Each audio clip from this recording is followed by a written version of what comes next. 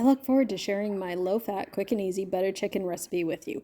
I start with chicken quarters, and that's where the savings really comes in handy because chicken quarters generally are quite inexpensive. And then it's time to remove the skin, which you just peel it right off like you're peeling a banana, cut in between the two bones, and then it just cuts in one slice. Simple. Remove as much of the fat as possible on the sides and the edges. Now put all your chicken pieces into a bowl. 3/4 costs about $4, and that should provide 3 to 4 portions. Time to marinate the chicken. 1 tablespoon of garam masala. Try to sprinkle it evenly all over. 1 tablespoon of smoky paprika.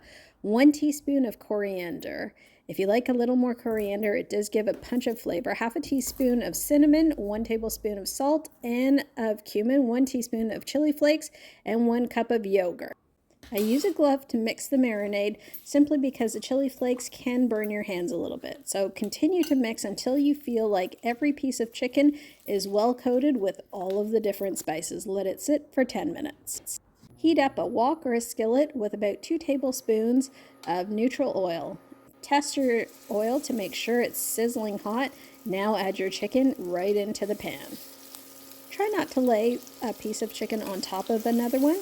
Lay it flat on the pan. When I cook more chicken, I sometimes take 2 goes at it. Don't worry, it's better to get it right than to rush it. Let the chicken continue to cook for about 3 to 5 minutes. Once you see that it's brown on the underside, it's time to flip them over. And flip all of them over and let it cook for another 3 to 5 minutes. Please keep in mind that the chicken is not fully cooked at this point. We're just getting it brown on the outside. Once you've got it all browned up, take it out of the pan and leave the juices in the pan. It's time to make the curry sauce. It starts with 1 medium onion that goes straight into that pan with all the yogurt and juices left from the chicken. Add to that 1 tablespoon of ginger chopped up and 1 tablespoon of garlic chopped up as well. Don't worry about the bits at the bottom of the pan left over from the chicken. That's going to come right off once you add 2 cups of crushed tomatoes. I also added 3 tablespoons of sugar to cut through some of the acid, 1 tablespoon of garam masala, and 1 teaspoon of salt. Here's one of my tricks. I cover it with a lid that's going to cover it right to the top of the liquid. It's not the lid for the pan just because I don't want a lot of that liquid to evaporate. Use an immersion blender to create a smooth, delicate sauce. Add the chicken back into the sauce to continue to cook.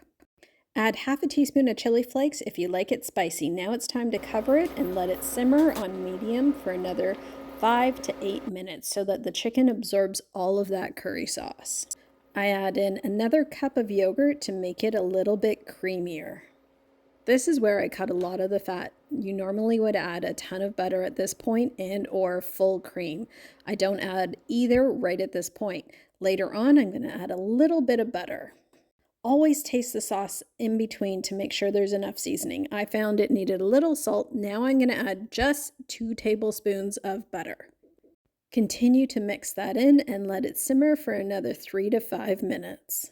Okay, here's one of my secret ingredients. 2 tablespoons of peanut butter, not cashew butter, but peanut butter. And I mix that in so that it becomes nice and creamy. I top it off with cilantro or parsley, and for garnish, a little bit of yogurt. That's it. This butter chicken is delicious and ready to eat. Hope you subscribe for more great ideas. Looking forward to seeing you soon. It only costs $2.50 per portion.